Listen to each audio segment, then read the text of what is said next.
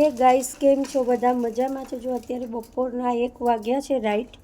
અને આજે જો આરવ ઘરે છે, એની સાયકલ ચલાવે છે. અને જો માયરા પણ એની સાયકલ ચલાવે છે. આજે આરવને રજા છે એટલે આરવ આજે ઘરે છે અને સાયકલની મજા લે છે. એની સાયકલની મજા માણે છે, સાયકલ ચલાવીને, કેમ કે રોજ એ બપોરે સ્કૂલ જતો રહે, સાંજે 5 વાગે આવે એટલે એને બહુ ટાઈમ નથી મળતો.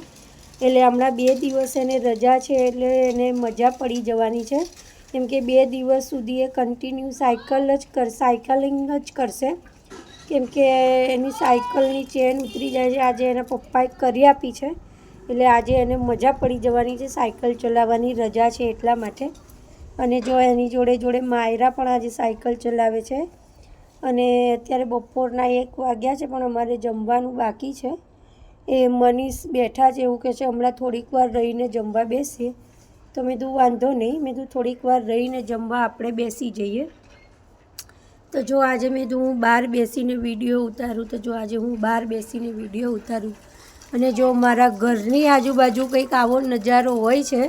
આ તો અત્યારે બપોરનો ટાઈમ છે એટલા માટે, પણ બાકી સવારે તો કંઈક અલગ જ નજારો હોય છે.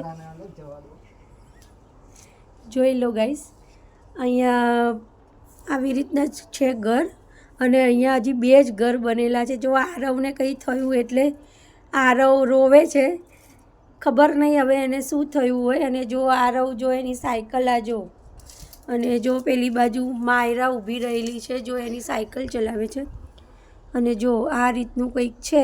અને હું જો આવી રીતે ઓટલા પર બેસીને વિડીયો ઉતારું છું. આજુબાજુ ખેતર છે, બીજું કંઈ છે નહીં.